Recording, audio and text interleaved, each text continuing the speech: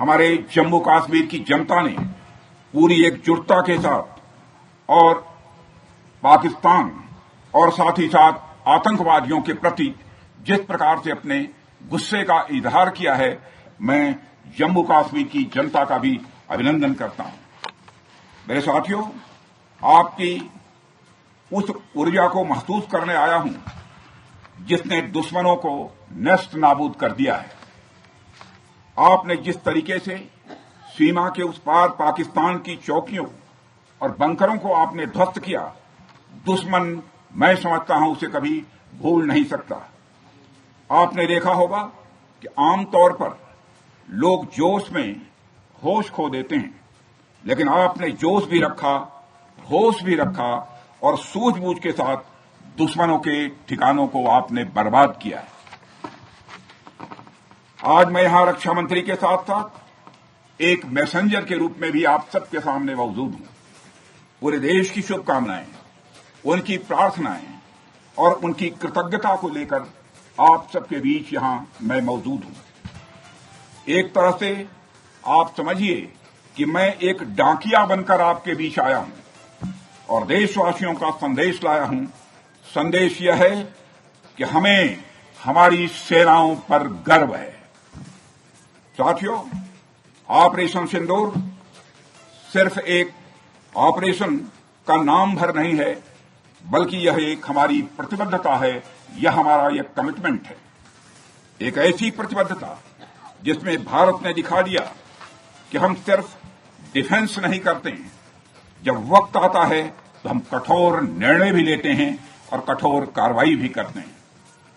यह ऑपरेशन उस एक एक जवान की आंखों में देखा गया सपना था कि हर आतंकी ठिकाना, चाहे वह घाटियों में छुपा हो या बंकरों में दबा हो, हम वहां पहुंचेंगे और दुश्मन की छाती चीरकर हम उन आतंकी ठिकानों को खत्म करके ही हम वापस लौटेंगे।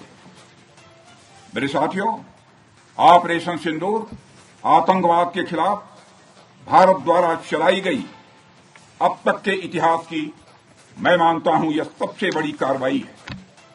35-40 वर्षों से भारत सरहद पार से चलाए जा रही आतंकवाद का सामना कर रहा है।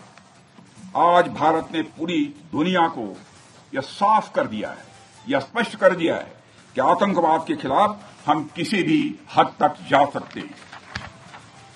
साथियों, आतंकवादियों ने पहलगाम में आतंकवादी घटना को अंजाम देकर भारत के मस्तक पर चोट पहुंचाने की कोशिश की है। भारत की सामाजिक एकता को तोड़ने का भी प्रयास किया गया है। उन्होंने भारत के माथे पर वार किया, हमने उनकी छाती पर वार किया है और छाती पर घाव किया है।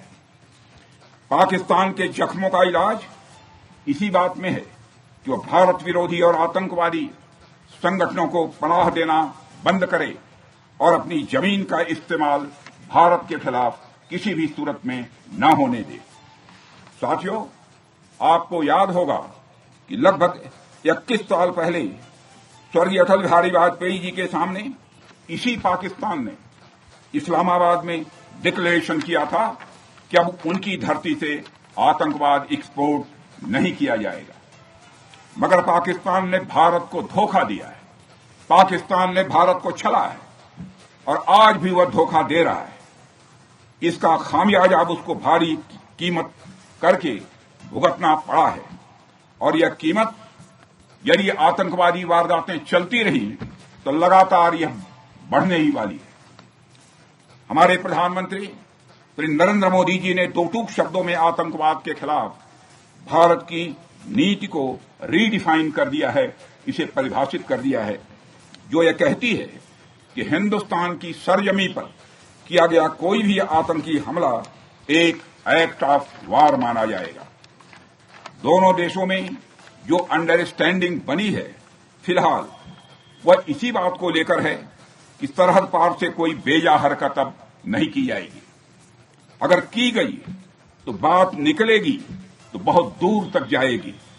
साथ ही हमारे प्रधानमंत्री ने यह भी साफ कर दिया है, आतंक और बातचीत कदापि एक साथ नहीं चलेंगे और अगर बात होगी तो आतंकवाद पर होगी और पाक ऑक्युपाइड कश्मीर पर ही होगी।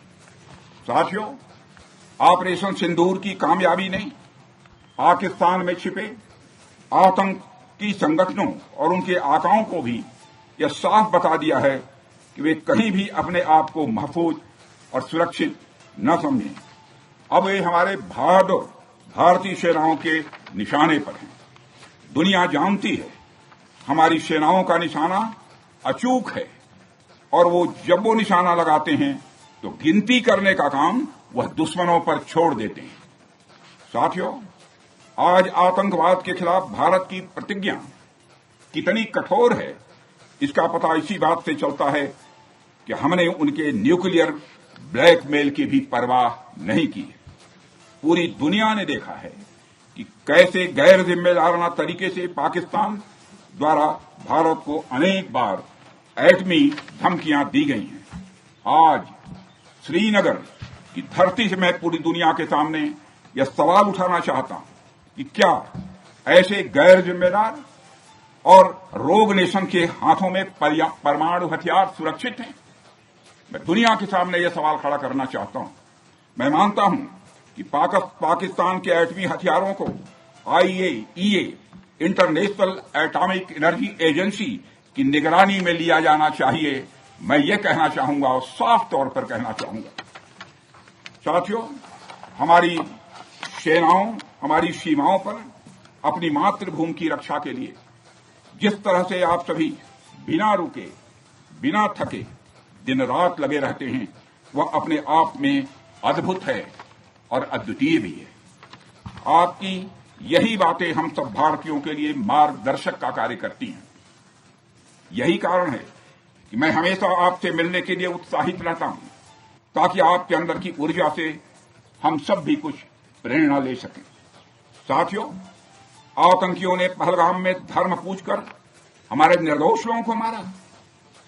उसके बाद आपने जो जवाब दिया उसे पूरी दुनिया ने देखा है।